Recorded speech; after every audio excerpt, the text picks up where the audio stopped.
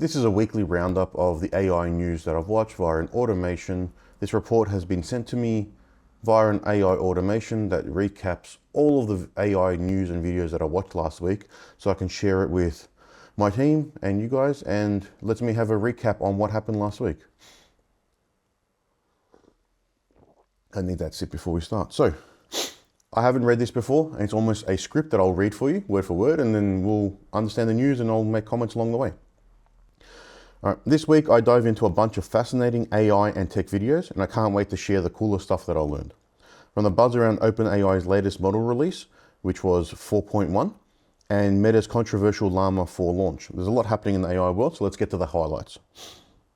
First up, let's talk about the AI models. OpenAI has been busy with a recent launch of several new models, including the much anticipated GPT-4.1 and the O3 and O4 mini versions.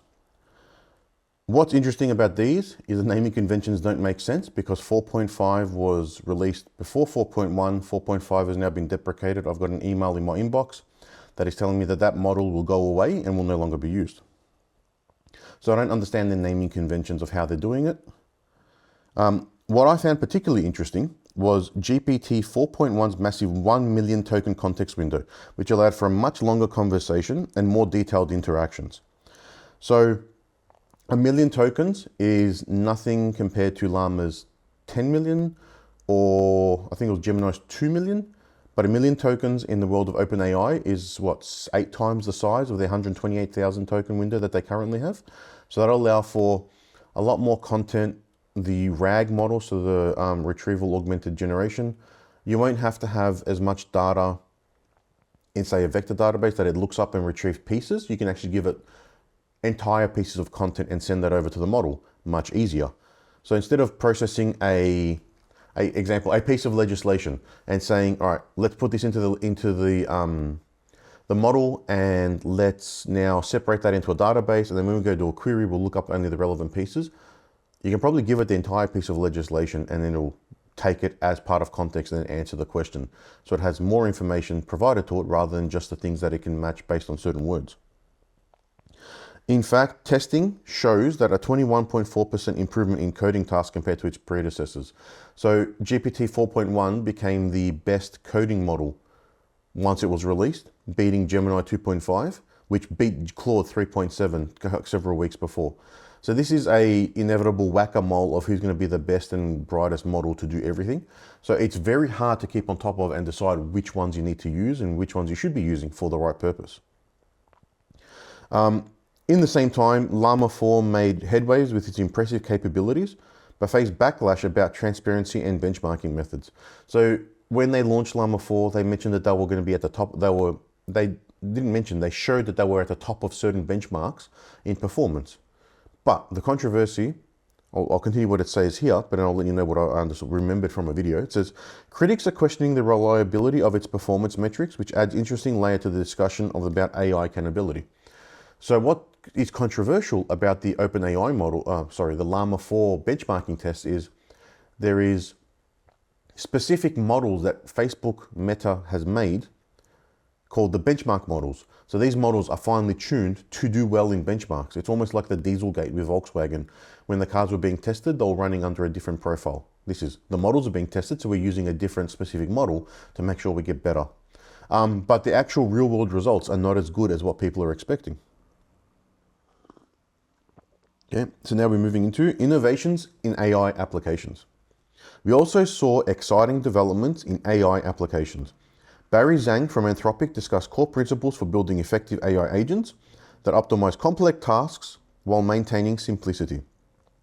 His insights on agent design can be a game changer for those looking to implement AI in a real-world scenario. So that video was covering, I think it was titled, You Should Think Like an Agent. So when you're providing instructions to an agent, you need to put yourselves in the shoes of the agent and provide instructions that are clear, that will give you the result that you want. It can't be vague, you can't be open-ended.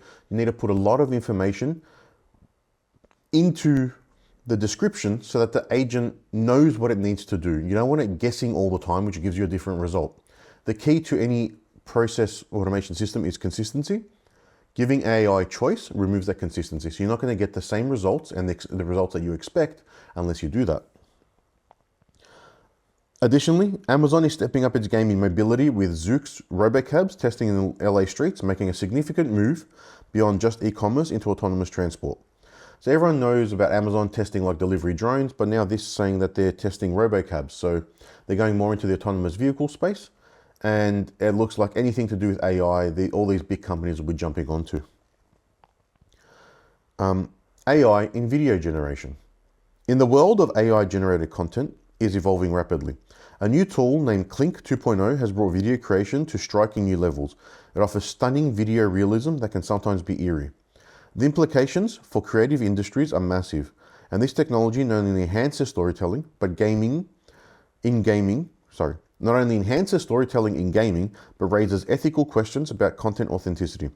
So these videos are really, really high quality, and are very photorealistic. So it's going to be even harder to tell what is fake news and what isn't, based on how good these models are getting in their creation and video capability. Also, Runway's Gen-4 Turbo can generate 30-second AI videos almost instantaneously, showcasing just how quickly this field is advancing. So I think it only took a couple of seconds to generate a 30-second AI video. For anyone who is, sorry, it may not be a couple of seconds, was it 30 seconds? It says near instantly, but I can't remember the exact details. I was at my kids' swimming lessons at the pools when I was listening to this one, so I was paying attention to them and listening to the podcast. But I think it was, if it's near instantly, say even if it's a few seconds or sub-minute for a 30-second video, either of those numbers are astounding if you're thinking about how we can generate video content in such a short time from scratch with AI doing it. Like, if you edit video and you render, you want it to happen as fast as possible.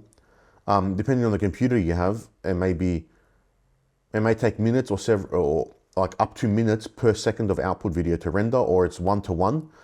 If you sub that, you're doing really well, but that's just the rendering time after you've edited it, not after you filmed it, put the content together, put the concept together, taking the time to do everything else, to upload it and download it.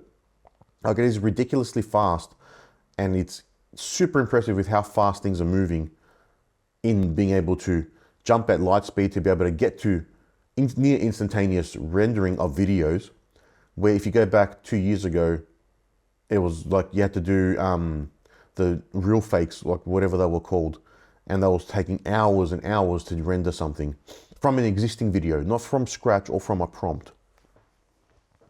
Okay, so new innovations and ethical considerations. We cannot ignore ethical considerations surrounding these advancements. With capabilities like those found in Clink 2.0, we are entering the realm where distinguishing between real and AI-generated content becomes increasingly challenging. This week, we also saw a strong emphasis on contextual data use in AI through Douwe Kiela's Talk and RAG agents. We discussed learning from past deployments to avoid common pitfalls. So Douwe Kiela, I've probably butchered his name completely. He was the person who invented the term RAG. I think he was with OpenAI or Anthropic, I don't quite remember. But that video outlined key topics on how to structure for the RAG process, and how that each time you deploy a model or you deploy a prompt, you should learn from the sort of mistakes. That'll be how do you improve your prompting to get a more consistent result and a better output. So, closing thoughts. Wrapping up, the AI landscape continues to undergo rapid changes, with powerful new models and innovative tools emerging weekly. As we embrace these advancements, we must also consider the ethical implications and strive for transparency within the industry. So keep an eye out for these exciting developments, and as always, stay curious. So the ethical considerations are really important, because depending on how you want to use the model, you can either do it for good or for bad. Will you do it to cut costs in your business and get rid of people so you can improve your margins? Or will you try and use it to deliver more value and provide a better service to your clients, and hopefully bring in more clients and grow your business that way, rather than being strictly a numbers game? And then there's like a model, an example from a couple of weeks ago, where Y Combinator removed the videos of this AI application that was monitoring workers inside of a factory. The workers were numbered, they didn't have names, there was worker 17 and worker 23, and they were being monitored for how slack their performance was based on videos tracking them around the warehouse. And it's like, all right, your performance dropped 5%. And then that would bring up a point on a dashboard somewhere for the manager to then go and talk to that person, understand why their output dropped by 5% over the past day. Like, and then in those third world low wage countries, those people will just get replaced and they will not be treated like people. So that's a terrible use of it. There's a larger ethical implication in fake videos and what we can do with that, and then we go down the route of deep fakes. And then even if you're going to robo-taxis and autonomous vehicles, there's always been that ethical question about who is the car going to save in an accident? And these are really complicated things that I haven't thought enough about yet to give an opinion on them. But these are just some of the things that I've been listening to in these videos that I try and stay on top of the news with. So in this week, we have 6 videos discussed. I've briefly touched upon, but I think there's about almost 10 videos over the week, almost about 5 to 7 hours of content there again, which I've consumed just to try and stay on top of the news and being able to understand what's happening.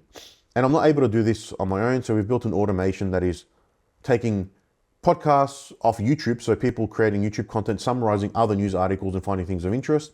Specific experts such as the creator of RAG and then the person from Anthropic talking about how to think like an agent. And I'm using all of this content to stay on top and understand how to develop things in this fast-paced and changing world. And then I've now made an automation to summarize the transcripts of those videos, and that's where this talk has come from. So this is how I'm trying to stay on top of information, distill the key things, and share that with the broader team that we have, so our own team can stay on top of things. But then I'll share it with you guys as well, and hopefully you can stay on top of some news that you wouldn't be able to otherwise. Thanks, and we'll till next week. Cheers.